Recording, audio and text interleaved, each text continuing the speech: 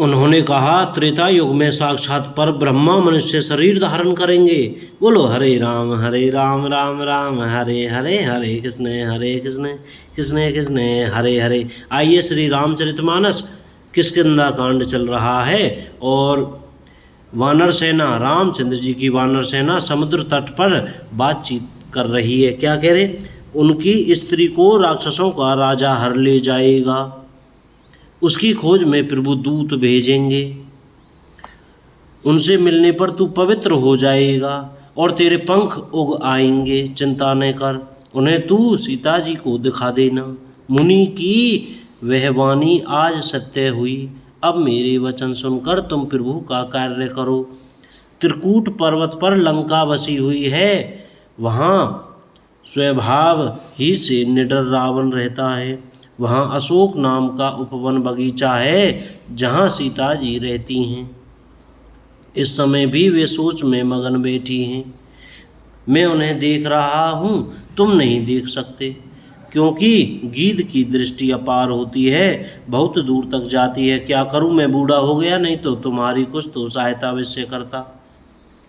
जो 100 योजन 400 कोस समुद्र लांघ सकेगा और बुद्धि निदान होगा, वही श्री राम जी का कार्य कर सकेगा। निराश होकर घबराओ मत, मुझे देखकर मन में धीरज धरो। देखो श्री राम जी की कृपा से देखते ही देखते मानो शरीर कैसा हो गया, बिना पांख का बेहाल था, पांख उगने से सुंदर हो गया। पापी भी जिनका नाम सिमरन करके अत्यंत अपार भवसागर से तर जाते हैं, तुम उनके दूत हो। अतः कायरता छोड़कर श्री राम जी को हृदय में धारण करके उपाय करो।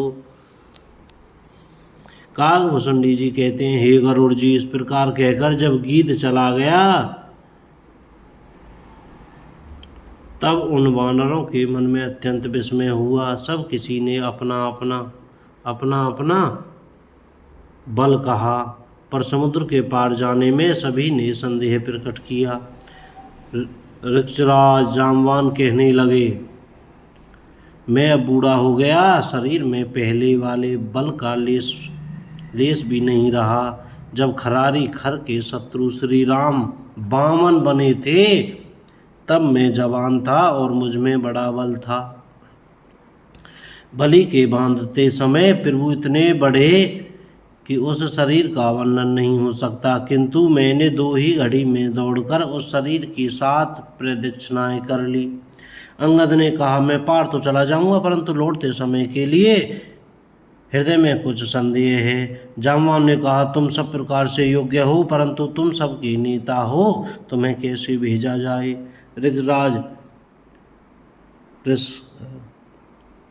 जामवान ने श्री हनुमान जी से कहा, हे हनुमान, हे बलवान, सुनो, तुमने यह क्या चुप साध रखी है?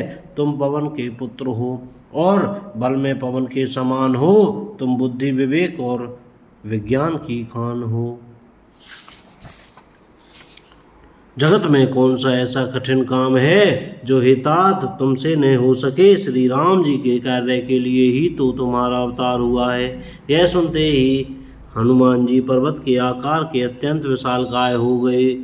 उनका सोने का सा रंग है, शरीर पर तेज सुशोभित है, मानो दूसरा पर्वतों का राजा सुमेरु हो। हनुमान जी बार बार सिंहनाद करके कहा, मैं इस खारे समुद्र को खेल में ही लांघ सकता हूँ और सहायकों सहित रावण को मारकर त्रिकूट पर्वत को उखाड़कर यहाँ ला सकता हूँ। हे जाम्बवान, मैं तुमसे पूछता हूँ, तुम मुझे उचित सीख देना कि मुझे क्या करना चाहिए। जाम्बवान ने कहा, हे तात, तुम जाकर इतना ही करो कि सीता जी को देख कर लौटाओ और उनकी खबर कह दो। फिर कमलनयन श्री राम जी अपने बाहुबल से ही राक्षसों का संहार कर सीता जी को ले आएंगे। केवल खेल के लिए ही वे वानरों की सेना साथ लेंगे। वानरों की सेना साथ लेकर राक्षसों का संहार करके श्री राम जी सीता जी को ले आएंगे। तुम देवता और नारद आदि मुनि भगवान के तीनों लोकों को पवित्र करने वाले सुंदर यश का बखान करेंगे, जिसे सुनने, गाने, कहने और समझने से मनुष्य परम पद पाते हैं और जिसे श्री रघुवीर के चरण कमल का मधुकर भ्रमर तुलसीदास गाता है।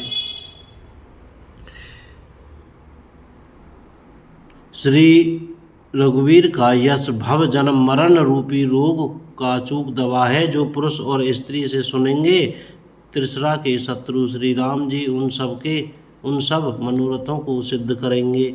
जिनका नीले कमल के समान श्याम शरीर है, जिनकी शोभा करोड़ों कामदेवों से भी अधिक है, और जिनका नाम पाप रूपी पक्षियों को मारने के लिए अधिक बधिक व्याध के समान है, उन श्री राम के गुण समूह लीला को अवश्य सुनना चाहिए। बोलो जय सिया राम। को गलती हो गई हो तो क्षमा करें। कलयुग के समस्त पापों के नाश करने वाले श्री रामचरितमानस का यह चौथा सोपान समाप्त हुआ। किष्किंधा कांड समाप्त। बोलो जय सिया राम। को गलती हो गई हो तो क्षमा करें। जय श्री सीताराम।